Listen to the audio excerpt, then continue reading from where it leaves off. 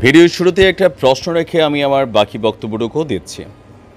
ছাত্র সংগঠনের মধ্যে সবচেয়ে ডেঞ্জারাস দুর্ধর্ষ হিসাবে সবাই বলে ছাত্রলীগ, কেউ কেউ বলে পুরা সন্ত্রাসীও বলে। আচ্ছা, বাকি যে দুইটা সংগঠন আছে ছাত্র শিবির এবং ছাত্রদল, এই দুইটা দলের মধ্যে তুলনামূলক কারা একটু ডেঞ্জারাস বা একটু সাহসী বা ধরেন একদম কঠিন ভূমিকা রাখে?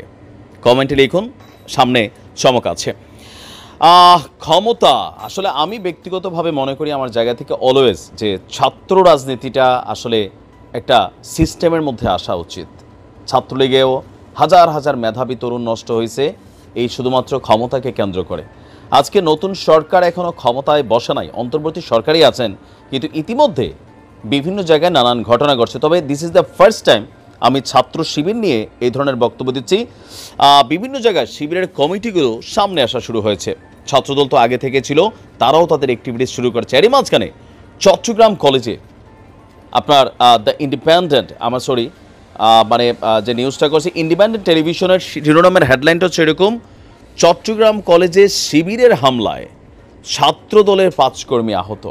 এখন শিবিরের যারা ভাইটাই আছেন, এমনি তো দেখতে মনে হয় শান্তই, সুন্দর কথাবার্তা বলেন, তারা কি আসলে এতটা ভয়ানক যে একদম ছাত্রদলের 5 জনকে এই পরিমাণ অত্যাচার করছে? আর ছাত্রদলের তারা কি আসলে হাতে কি ছিল বা ঘটনাটা কি, আমরা যদি একটু দেখি।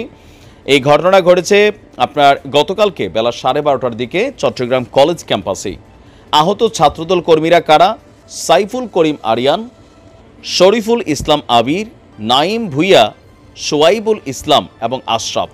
তারা সবাই চট্টগ্রাম মেডিকেল কলেজ হাসপাতালে এই মুহূর্তে চিকিৎসাধীন আছেন। চট্টগ্রাম কলেজ ছাত্রদলের আহ্বায়ক সাফরাস নুরি বলছেন, সম্প্রতি বেশ কয়েক দফা আমাদের কর্মীদের উপর হামলা চালিয়েছে শিবির।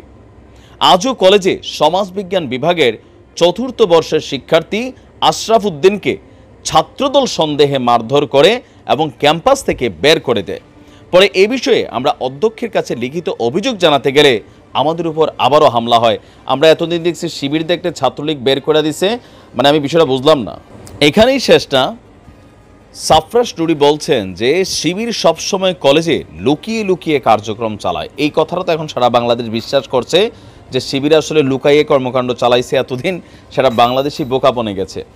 তো ছাত্রদলের নেতা বলছেন তাদের কোনো কমিটি এই কলেজে আছে কিনা তাও কেউ জানে না, আমরা এই বিষয়ে আইনি ব্যবস্থা নেব, মানে শিবিরের নেতাকর্মীদের বিরুদ্ধে তারা মামলা করবেন। বিষয়টা কেমন হয়ে গেল না?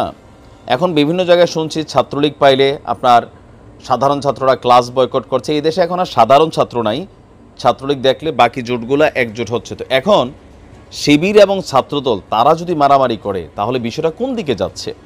তাহলে কি ছাত্রলীগ সম্পর্কে এতদিন যে অভিযোগগুলো ছিল, বা আমি নিজেই কতগুলো ভিডিও বানাইছি দেখছেন ছাত্রলীগের সমালোচনা করা, তো সেই জায়গাটাতে তো আপনারা আবার চলে আসতেছেন। বরাবরই আমি শিবিরের ইস্যুটাতে আমি দেখছি ছাত্র শিবির এতটা ভায়োলেন্স ক্যারেক্টার না, মানে গণমাধ্যমে আমরা যেটা দেখছি তো চট্টগ্রাম কলেজে ছাত্রদলের আহ্বায়ক যে বক্তব্য দিয়েছেন সেখানে তো আসলে বিষয়টার সত্যতা কি, মানে আসলে কি ঘটছে? শিবিরকে সেখানে অতটা ভায়োলেন্স, যদিও চট্টগ্রাম হচ্ছে শিবিরের আতুরঘর হিসেবে বলা হয়ে থাকে, যেখানে শিবির খুব শক্ত অবস্থান অলওয়েজ থাকে।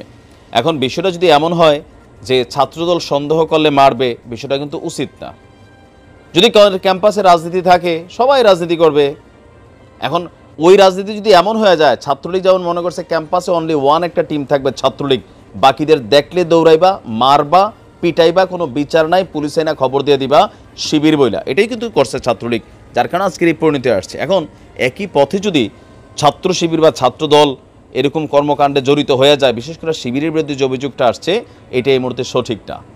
গতকালকে ঢাবি বিশ্ববিদ্যালয়ের শিবিরের যিনি সেক্রেটারি আছেন তিনি বলছিলেন যে শিবিরকে মানুষ, মানে সাধারণ ছাত্ররা পজিটিভলি গ্রহণ করেছে, ক্যাম্পাসে শিবিরের রাজনীতি চলুক, 90% স্টুডেন্টরা নাকি চায়। তবে চট্টগ্রাম বিশ্ববিদ্যালয়ের হিসাবটা কিন্তু বরাবরই আলাদা। এখন এই বিষয়ে ছাত্রদলের পক্ষ থেকে কোন বক্তব্য আসবে বা শিবির এই ধরনের কর্মকাণ্ডের জন্য বাংলাদেশ ইসলামী ছাত্র শিবিরের যারা কেন্দ্রীয় কমিটি তারা কি ব্যবস্থা নেবেন, তবে এই এগুলো দেখে আওয়ামী লীগ কিন্তু হাতে তালি দিবে, এটা মাথায় রাখতে হবে। আর মানুষের কাছে এটাই মনে হবে যে ইয়েস এগুলাই তো ঘটবে, একদল গেছে আবার আসছে 2 দল, এরা পেটাপেটি করবে, কাটাকাটি করবে, এগুলো কিন্তু পজিটিভ না। যারা বোঝার নিশ্চয় বুঝবেন। আসসালামু আলাইকুম।